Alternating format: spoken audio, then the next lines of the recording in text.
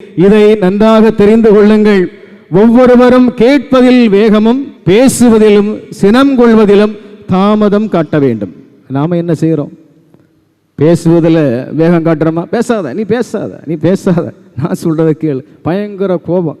இன்றைக்கு நிறைய பேர் வந்து சொல்லக்கூடியதெல்லாம், ஃபாதர் கோபத்தை மட்டும் கண்ட்ரோல் பண்ணவே முடியல. ஏன் கோபம் கண்ட்ரோல் பண்ணனா? அன்பு வேணும். இதயத்தில் அன்பு நிறைஞ்சா மட்டும்தான் கோபம் என்ன செய்யும்? குறையும். நல்ல கோபப்பட்டு இருக்கக்கூடிய ஒரு சகோதரனிடத்தில் நீ போய் ஒரு கெட்ட வார்த்தை பேசினா, நீங்களும் மறுபடி கெட்ட வார்த்தை பேசினா சண்டை கூடுமா? கோபம் கூடுமா? குறையுமா? கூடும். அமைதியாக இருந்து பாருங்க. அவருக்கு தேவை அமைதி, அன்பு, இரக்கத்தை கொடுத்து பாருங்கள், அன்பை கொடுத்து பாருங்கள். அமைதியாக அவர் செல்வார். பல நேரத்தில் அண்ணா, அக்கா, தங்கை, தம்பி என்று சொல்லுகிற பொழுது அவர்கள் உண்மையிலேயே மனம் மாறுவதற்கு வாய்ப்பு ஏற்படுகிறது. ஆண்டவருடைய பணியாளர், பக்தர், நம்பிக்கையாளர் என்று சொல்லக்கூடியவர்கள் எதை செய்யக்கூடாது? சண்டை மூட்டக்கூடியவர்களாக இருக்கக்கூடாது.